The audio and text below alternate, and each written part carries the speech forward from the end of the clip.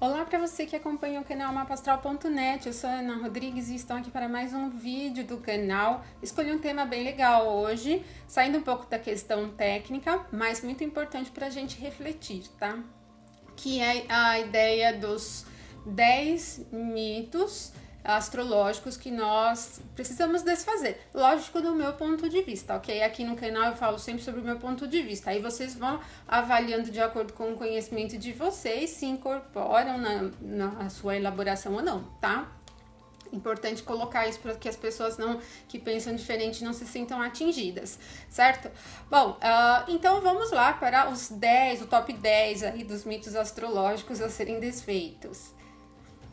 Bom, o primeiro é a questão do alfabeto astrológico, né? Em um determinado período da história da astrologia, começou-se a associar os signos naturalmente às casas. E por a gente ter 12 signos e 12 casas, começou-se a associar a sequência dos signos à sequência das casas, né?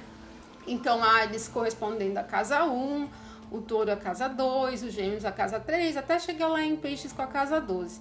Mas isso, em termos de fundamento astrológico, nunca existiu. Foi uma ideia bem mais depois moderna, até para facilitar a questão da transmissão do conhecimento por meio de revistas, né? Porque é bem mais fácil você falar de uma maneira generalizada num conjunto maior do que trabalhar as particularidades dentro de um assunto que corre para muita gente, né? Então ficaria muito inviável. E então começou -se a se associar os signos às casas, e aí houve uma mistura de características, na verdade, assim, uma associação de características do signo à casa, né? E naturalmente, por exemplo, associar as características de Áries à casa 1 e ao Marte, que é o regente de Áries, como um regente da casa 1. A gente sabe que, tradicionalmente falando, o Marte ele não rege a casa 1, tá? Até no curso de astrologia eu já abordei isso. Se vocês quiserem dar uma olhadinha lá, tá? Voltem lá na aula. Aqui eu não vou entrar em detalhes para não ficar muito longo o vídeo. E aí essa questão, ela não tem base. Imagina, por exemplo, se você estivesse fazendo o mapa de uma pessoa, analisando o mapa de uma pessoa, que o ascendente fosse Capricórnio. E se você associar as características de Áries à casa 1, quando você analisaria esse ascendente em Capricórnio, ia errar feio, porque você ia colocar as características de Capricórnio misturadas às características de Áries, o que não faz sentido nenhum. Não existe uma relação direta dos signos com as casas. Essa junção, né, do que a gente tem de casas e de signos, ela depende da questão do data e horário e cidade de nascimento de cada pessoa. Ela é bem particular, tá? Então, é importante que a gente não associe isso, porque Então, por exemplo, se você colocar que a casa 1 tem uma relação com individualidade, já não tá certo, porque a casa 1 é uma casa que representa o corpo físico, a questão de vitalidade, a própria questão de saúde, a questão da postura física da pessoa. Então, ela não tem relação com individualidade. Quem fala de individualidade, quem fala de atitude, quem fala de características de agressividade, por exemplo, de conquista, tal, é o signo de Áries, são as características do signo de Áries, certo? E a maneira como isso vai ser expresso vai depender de onde o Marte está posicionado no mapa, ok? Então a gente tem que tomar bastante cuidado com essa associação natural, certo? É lógico que vocês veem bastante isso na mídia, mas é uma questão para vocês refletirem um pouquinho. Mito 2. As dignidades são sempre excelentes, né? Bom, a gente sabe que, de acordo com Ptolomeu, os planetas têm signos em que eles ficam melhor posicionados, em outros que eles não ficam tão bem posicionados. Melhor posicionados quer dizer de acordo com aquilo que ele promete realizar. Não significa que aquilo traz um benefício gigante para a pessoa, mas ele está funcionando de acordo com o que ele promete, né? Então, falando do Áries, né? O regente de Áries é o Marte. Quando o Marte está em Áries, ele realiza, se ele não tiver nenhum desafio aí de aspecto, né, por outro planeta, ele realiza a capacidade de conquista, de iniciativa, toda a questão da maneira como ele busca fazer as coisas como ele sempre prometeu, porque ele tá num domínio dele, ele tá num signo que ele rege. A mesma coisa quando ele tá em Capricórnio. Em Capricórnio ele tá na exaltação. Então, a questão da força física representada também pelo Marte, a capacidade de empreender, de combater, fica bem forte, certo? Agora, isso depende muito de como é a composição, porque eu posso ter um Marte em Capricórnio, mas ele formar, ele aplicar um aspecto ao Saturno, por exemplo, uma quadratura ao Saturno, e receber uma quadratura da Lua. Então, ele acaba, essa composição de mapa, ela acaba representando conflitos e dificuldades de ajuste, aí a necessidade da pessoa ajustar o comportamento para conseguir canalizar todo esse potencial de força. Na grande verdade, ela pode encontrar muita barreira com uma quadratura a Saturno, do tipo bate no paredão, força muita coisa, vai com muita força mesmo para conseguir aquilo. E de repente o mapa todo dela não necessita tanto dessa característica ativa, ok?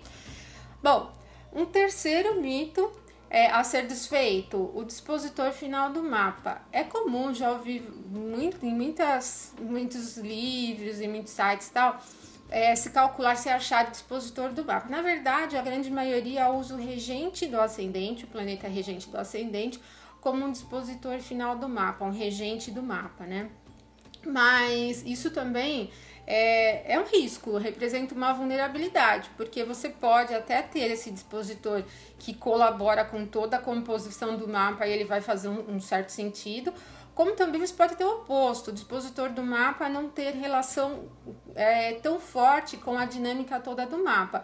Então, o ideal se você puder calcular o Almutem, ele tem uma configuração um pouquinho mais estruturada para a gente conseguir compreender. Ainda assim, precisa de uma elaboração, uma compreensão toda do mapa, né? O Almutem, eu já fiz um vídeo sobre isso, ele fala mais ou menos sobre o sentido de vida, a missão de vida num caminho, num olhar um pouco mais aprofundado.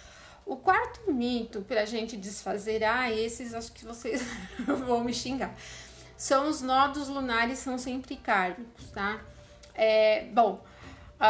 Hoje, na astrologia hoje ela está bem associada, na astrologia moderna, bem associada à questão da espiritualidade.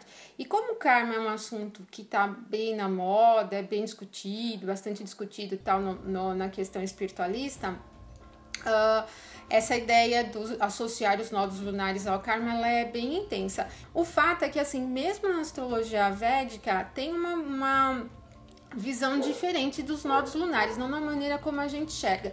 Se a gente pegar um livro, por exemplo, do Martin Schulman, né, que ele tem aquele livro lá dos nodos lunares e tal, primeiro que ele tem uma visão totalmente sensacionalista sobre os nodos lunares, né? O segundo ponto é que ele associa sempre o nó do norte como um caminho que você tem sempre que empreender e o nó do sul como um ponto em que você tem que abandonar, né? Enfim, isso também vai depender muito do tipo de astrologia que vocês seguem. Se vocês querem colocar uma abordagem mais kármica nesse ponto, a questão é que mesmo quando você avalia karma no mapa, tudo no mapa é kármico, porque o mapa é você, o mapa inteiro diz respeito a quem você é. Em termos de corpo, mente e espírito, né? Corpo, alma e espírito, tudo tá relacionado com a questão kármica. Então, olhar só para os nodos lunares como um ponto de vista kármico é muito fraco. Quando a gente fala de karma, teria que olhar o mapa todo nesse conceito de karma como questão de um aprendizado espiritual, né? E a outra questão é que, assim, na astrologia mais tradicional, na astrologia antiga, a função dos nodos lunares, do nó do norte, por exemplo, é considerado como se fosse uma fortuna, um ponto positivo, porque ele tem uma característica entre as polaridades masculino e feminino. O nó do norte é masculino e o nó do sul é feminino. Então, o nó do sul ele teria esse potencial de malefício, enquanto o nó do norte um potencial de benefício. Ainda assim, quando o nó do sul estiver próximo de uma outra fortuna, ele tende a enfraquecer um pouquinho daquela fortuna. Mas, por exemplo, o nó do sul em conjunção com o Júpiter, ele não vai tornar o Júpiter maléfico, né? Então, não significa abandonar as características de Júpiter, né? E isso é uma coisa importante. Outra questão é se você tiver o nó do sul em conjunção com Saturno, aí são duas características maléficas. Aí sim tem um potencial de de uma certa atenção. Então, a única questão associada aos nodos lunares numa abordagem mais tradicional da astrologia é que o nodo sul representa um malefício e o nodo norte um benefício, mas isso vai depender de toda a composição do mapa. E tem que se levar em consideração que quem fala no mapa são os planetas, os 7 tradicionais, incluindo os luminares. Então, tudo que é mais importante no mapa está relacionado com posicionamento e aspectos planetários, tá? E as dignidades. Os nodos lunares são secundários, tudo que é além de planeta é secundário no mapa, então não se prendam tanto à visão dos nodos lunares para entender o seu karma, né? O seu karma está expresso no mapa todo, ok?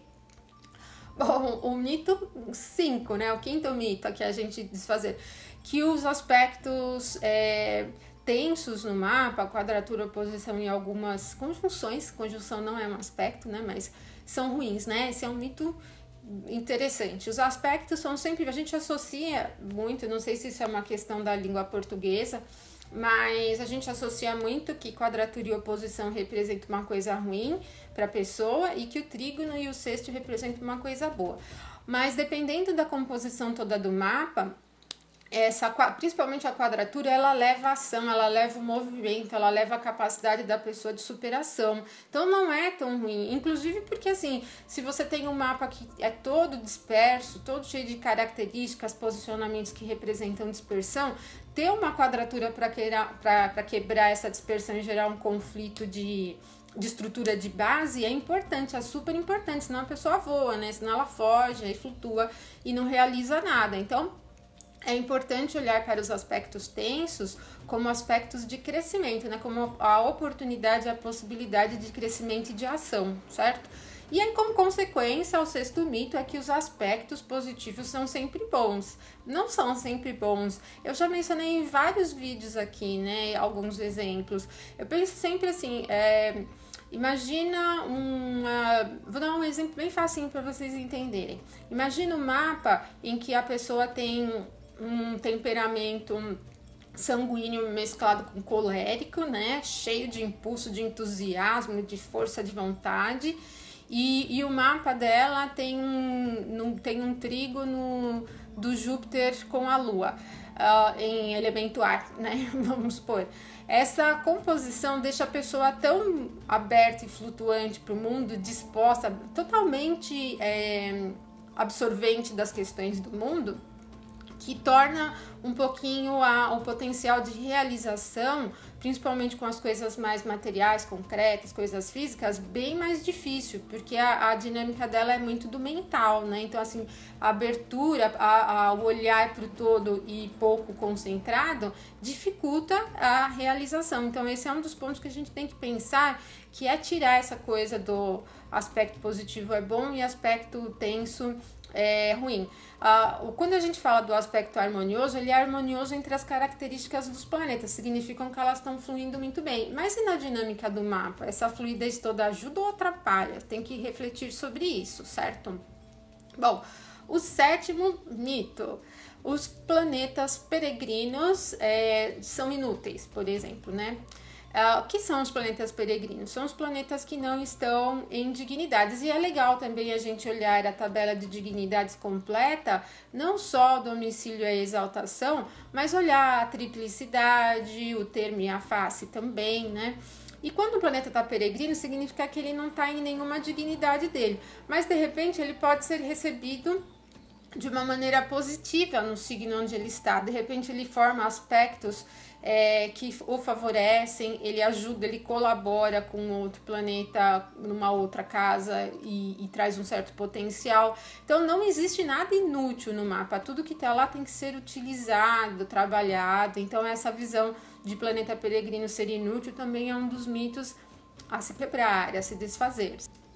O oitavo mito, ele tem relação com planetas em debilidade, né? Que os planetas em debilidade não produzem efeito. É um mito, então a gente tem que desfazer. Por quê? Tudo depende da configuração do mapa, né?